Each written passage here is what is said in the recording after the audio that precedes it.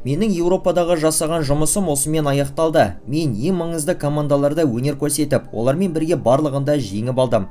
Ал енді қазір мен үшін Азияда жаңа сынақ пайда болып отыр. Мен осы жерде екеніме бақыттымын және мақтан тұтамын. Аль Наср командасымен келісім шартқа отырғаннан кейін Криштиану Роналду осылай деп айтқан болатын. Роналдудың Сауд Арабиялық ұжымның сапына ауысуы футбол тарихындағы ең ірі көлемдегі келісім шарт атанды.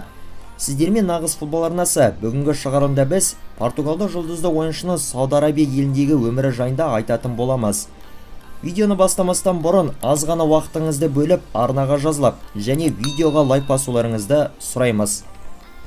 Өкініштісі, бізді 60%-дан астам көрермендеріміз тіркелмей видеоларымызды көреді екен.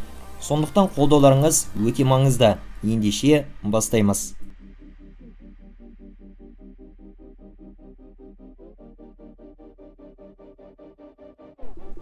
Роналду керемет салтанатты өмірге әбден қалыптасқан. Футболшыда жалпы құны 50 миллион еуроға бағаланатын 8 жекежай үйі бар. Және Сауд Арабия елінде де ол құр қалған жоқ.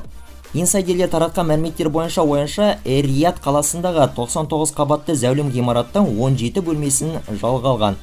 Бұл жерге әрине Роналдудың жалғыз өзі ғана емес, оның отбасы, достары және күзетшілер қоныстанған.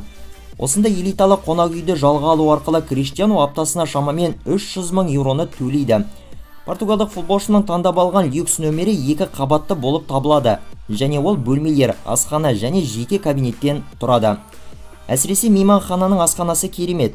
Әйгілі футбол жұлдызы тек дәстүрлі тағамдардан ғана дәм татып шектелмей, Қытай, Жапония, Индия, сондай-ақ таяу шығыс елдерінің ұлттық дәмді тағамдарымен тамақтана алады. Сонымен қоса айтып өтелігі, қонақ үйдің әкімшілігі эксклюзивті түрде Роналду және оның отбасына тамақтарды тегін түрде олардың номеріне жеткізуге арнайы мүмкіндік жасаған. Ал басқа қарапайым тұрғындар үшін мұндай опция қолжетімсіз әрине. Әзірге Криштиану элиталы қонақ үйде уақытша ғана тұрақтануды ойлануда. Таралған ақпараттарға сүйенсек, ол бұл елден алдағы уақытта су жаңа үйді толыққанды түрде сатып алуды қарастыруда. Аль Наср шабуылшысының отбасының қауіпсіздігін жеке арнайы күзетшілік агент өкілі жауапкершілікке алған.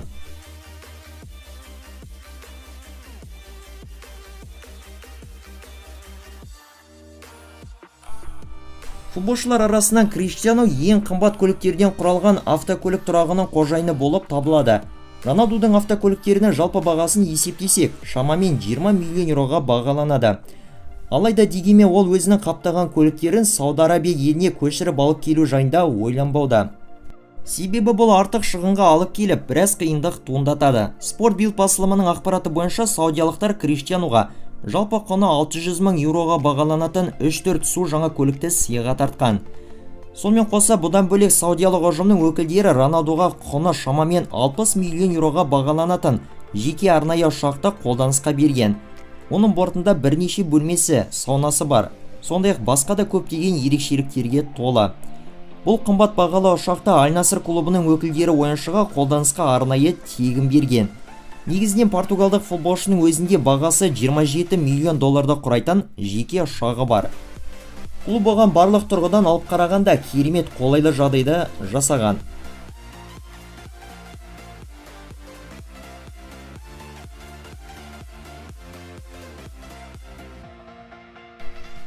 Аль Насрдың сапына ауысу арқылы Роналду әлемдегі және жалпы тарихтағы ең көп жалақы алатын футболшы атанғандығы белгілі.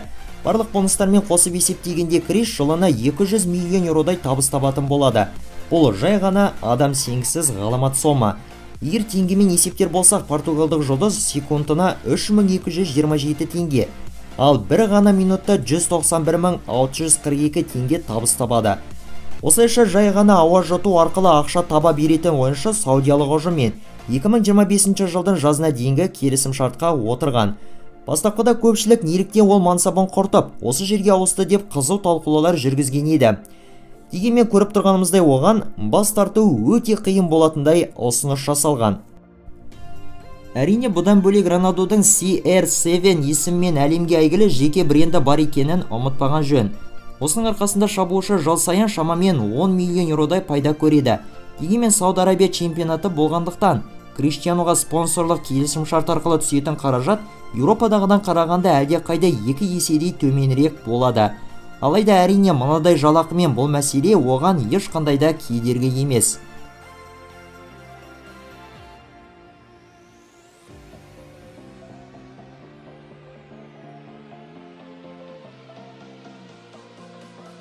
Роналду Сауд Арабиялық елге өзінің балалары және азаматтық жары Джорджина Родригеспен бірге келген. Бұл елге келу арқылы ғашықтардың бірге тұруында үлкен мәселе болуы әбден мүмкін еді. Себебі елдің заңына сәйкес тек некелескендер ғана бірге тұра алады. Ал Криш пен Джорджина болса, олар әлі күнге дейін ресми түрде үйленбеген. Алайда әлемге үздік футболшылардың бірі ретінде танымал Роналдуға қашан да оңтайлы шешім табыла кетеді. Сауд Арабия елінің басшылығы бұл мәселе бойынша, яғни Роналдудың азаматтық жарымен бірге тұруына ешқандай да шектеу қоймаған.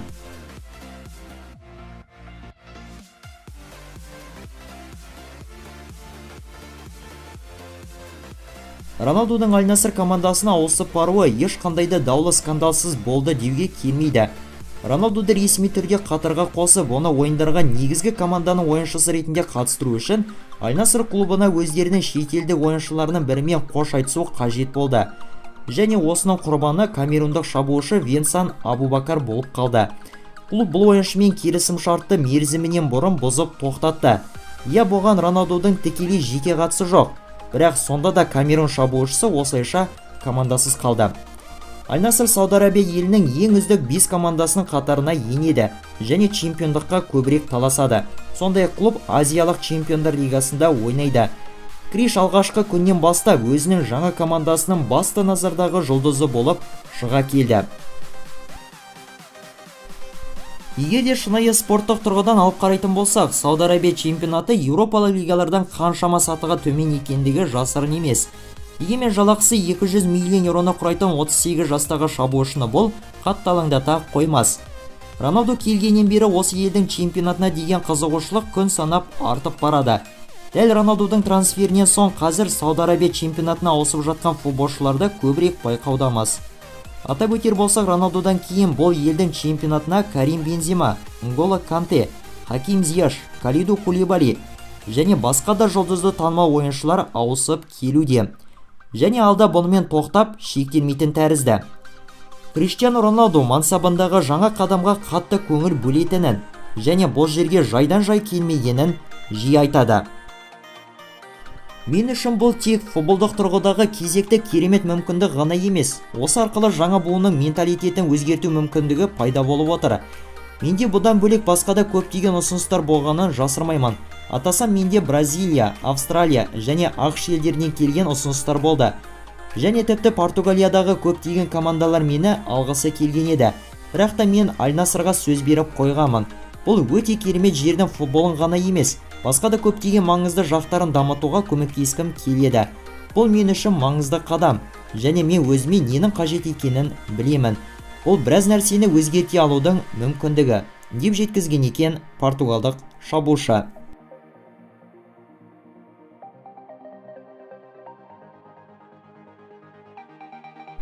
Қадірменді көрермендер, осымен видеоны соңына да келіп жеттік. Келесіде қай футболшыға қатысты осындай тақырыптағы видеоны шыққанын қалайсыздар?